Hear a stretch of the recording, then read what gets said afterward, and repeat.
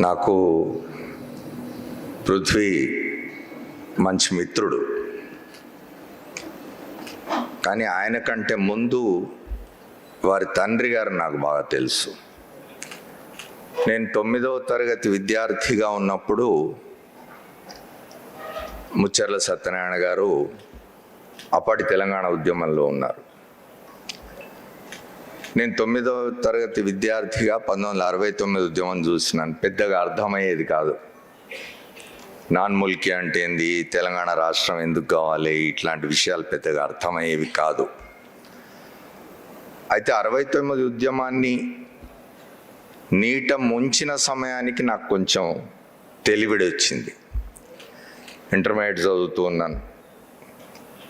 అప్పుడు ముచ్చర్ల సత్యనారాయణ గారు జై తెలంగాణ అనే ఒక పత్రిక ప్రారంభించినారు. ఆ పత్రిక ప్రారంభించడానికి ముందు, ఆ పత్రిక ప్రారంభానికి ఒక పత్రిక ప్రారంభించాలి అని అనుకున్న వాళ్ళందరూ కూడా అయ్యో ఉద్యమం మళ్ళీ నట్టేట మునిగిందే, మళ్ళీ ఉద్యమం ఎట్లా లేవాలి, మళ్ళీ ఇంతటి ఉద్యమం వస్తుందా, ఎట్లా రావాలి అని ఆందోళన చెందుతున్న వాళ్ళంతా. మాది వరంగల్, ముచ్చర్ల సత్యనారాయణ గారిది కూడా వరంగలే. మా ఇంట్లోనే సమావేశాలు జరిగేవి. దేవులపల్లి ప్రభాకర్ రావు గారు, అప్పుడు తెలంగాణ ఎన్జిఓల సంఘం నాయకుడిగా ఉన్న నెల్లూట్ల జగన్మోహన్ రావు, ముచ్చర్ల సత్యనారాయణ గారు, ఇట్లా మరికొంతమంది సుదీర్ఘంగా గంటల తరబడి, బహుశా 20-30 ఛాయలు తాగి, అలవాటు ఉన్న వాళ్ళు ఒక 4-5 డబ్బాలు సిగరెట్లు తాగి ఒక 7-8 గంటలు కూర్చొని మాట్లాడుకొని వెళ్ళిపోయేవాళ్ళు. అదంతా వింటూ ఉండేవాడిని నేను. అప్పటికి ఇంకా పిల్లగానే. చివరికి వాళ్ళు జై తెలంగాణ పత్రిక ప్రారంభించాలనుకున్నప్పుడు చెన్నారెడ్డి గారికి చాలా అత్యంత సన్నిహితుడైన ఎస్ వెంకటరామరెడ్డి గారి సోదరుడికి నారాయణగూడలో ఒక ప్రెస్ ఉండేది, సాహితీ ప్రింటర్స్ అని. ఆ సాహితీ ప్రింటర్స్లో జై తెలంగాణ పత్రిక ప్రింట్ చేయడానికి ఆయన అంగీకరించినారు. ముచ్చర్ల సత్యనారాయణ గారు ఆర్థిక భారాన్ని తన మీద వేసుకున్నారు. ఎడిటోరియల్ బాధ్యతలు ప్రభాకర్ రావు గారు చూసేవారు. తెలంగాణ ఎన్జిఓల సంఘం నాయకుడిగా ఉన్న నెల్లూట్ల జగన్మోహన్ రావు ఉద్యమానికి సంబంధించిన విషయాలు, వార్తలు, ఆయన ఒక కాలం కూడా రాసేవాడు, కాకతమ్మ కబుర్లు అని. నేను ఆ పత్రికలో ప్రూఫ్ రీడింగ్ చేసేవాడిని. అప్పటికి ప్రూఫ్ రీడింగ్ అని తెలియదు నాకు, అసలు జర్నలిజం గురించి తెలియదు. నేను వాళ్ళు ఇక్కడికి వచ్చి పృథ్వీ పిలిస్తే వచ్చి మాట్లాడడానికి కారణం ఏంటంటే, నాకు జర్నలిజంతో పరిచయం చేసిన వారు ముచ్చర్ల సత్యనారాయణ గారు. అప్పటివరకు జర్నలిజం అంటే తెలియదు నాకు. మా తండ్రులు, మా కుటుంబంలోని అందరూ, మా పెద్దనాయన దేవులపల్లి రామానుజరావు గారు శోభ అనే పత్రిక నడిపినాడు వరంగల్లో. కాకతీయ పత్రిక పాములపర్తి సదాశివరావు గారు, పివి నరసింహరావు గారు నడిపిన కాకతీయ పత్రికలో మా నాయనలు, మా పెద్దనాయనలు వీళ్ళంతా అసోసియేటే ఉన్నా కూడా అప్పటికి ఇంకా నేను చిన్నపిల్లవాడిని, నాకు జర్నలిజం గురించి తెలియదు. ముచ్చర్ల సత్యనారాయణ గారి కారణంగానే నాకు జర్నలిజం గురించి తెలిసింది. ఆ తర్వాత కాలంలో నేను జర్నలిజాన్ని నా వృత్తిగా ఎంచుకున్నాను. ఇవాళకి 50 సంవత్సరాలైంది నేను వృత్తిలోకి వచ్చి. కాబట్టి తప్పనిసరిగా ముచ్చర్ల సత్యనారాయణ గారిని నేను జ్ఞాపకం చేసుకోవాల్సిందే. ప్రూఫ్ రీడింగే కాదు, అప్పట్లో ఏమిటి అంటే, నిజానికి తర్వాత కాలంలో ఇప్పుడు మనం తెలంగాణ గురించి మాట్లాడుకుంటే ఆనాడు ఉన్నంత నిర్బంధం లేదు. ఆనాడు తెలంగాణ గురించి మాట్లాడితేనే చాలా అదొక నేరంగా పరిగణిస్తున్న రోజులు. 69 ఉద్యమం అయిపోయిన తర్వాత తెలంగాణ గురించి మాట్లాడడానికి భయపడే పరిస్థితి.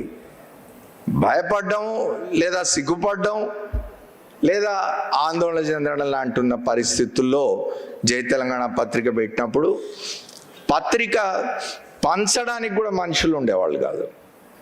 సత్యనారాయణ గారు స్వయంగా పత్రిక పంచేవాడు ఆయన.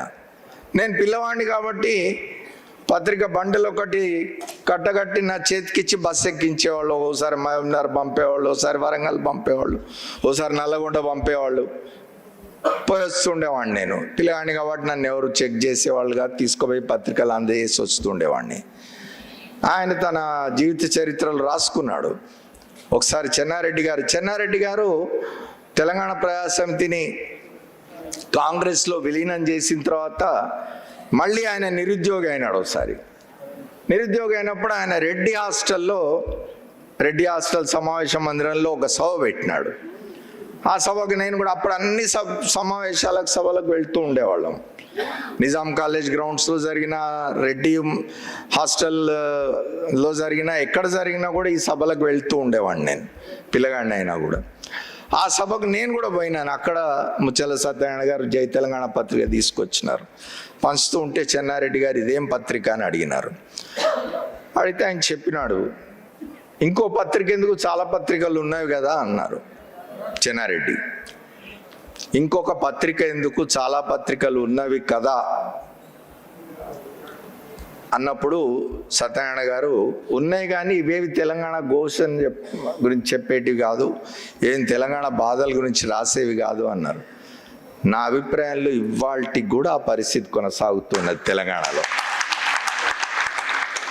అరకొరగా పత్రికలు వస్తే వచ్చిండొచ్చు, కానీ ఇప్పటికి ఇంకా జర్నలిజం మీద, పత్రికల మీద, మీడియా మీద పెత్తనం తెలంగాణ వారిదైతే కాదు. ఒక చిన్న ఉదాహరణ, నెల్లుట్ల జగన్మోహన్ రావు తెలంగాణ ఎన్జిఓల సంఘం అధ్యక్షుడిగానే కాకుండా ఆయన తెలంగాణ ఉద్యమంలో అనేకమైన త్యాగాలు చేసినాడు. ఆయన చనిపోతే మేము ఇవాళ అత్యంత ప్రధాన దినపత్రికగా ఇంకా ఉన్న ఇక్కడ పత్రికలో ఆబిచ్యువరీ ఒకటి ఆయన ఫోటో వేయడానికి ప్రయత్నించినాం. మేము మ్యాటర్ రాసి పంపితే వాళ్ళు ఫోన్ చేసినారు, అడ్వర్టైజ్మెంట్ డిపార్ట్మెంట్ వాళ్ళు, వేస్తాం ఆబిచ్యువరీ, కానీ ఇందులో కింద ఆయన తెలంగాణ ఎన్జిఓల సంఘం మాజీ అధ్యక్షుడు అనే మాట తీసేయాలి అన్నారు. ఇది 94, 93, 94 ఆ ప్రాంతాలు, 95 ఆ ప్రాంతాల్లో. మేము అంగీకరించలేదు దానికి.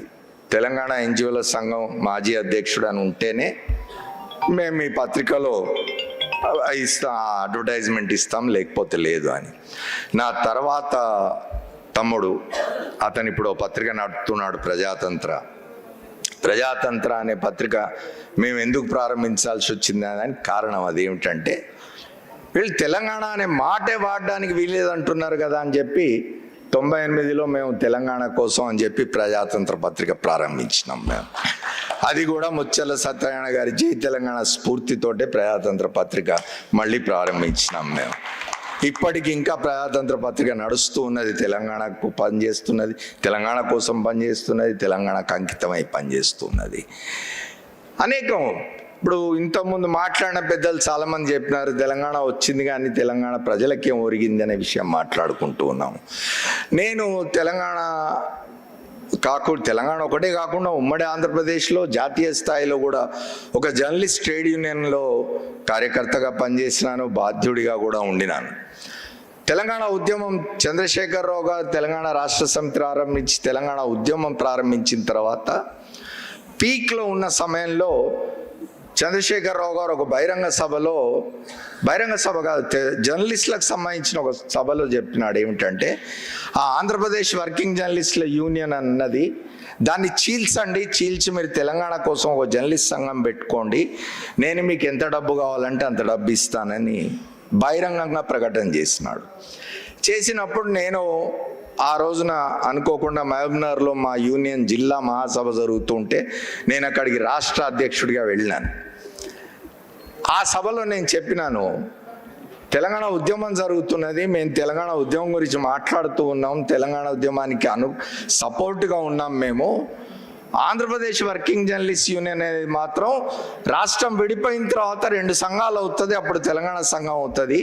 అప్పటిదాకా నువ్వు ఈ సంఘంలో చీలిక తెచ్చే ప్రయత్నం చేస్తే మంచి పద్ధతి కాదు, ఖబర్దార్ అని హెచ్చరించినాను నేను చంద్రశేఖరరావు గారిని.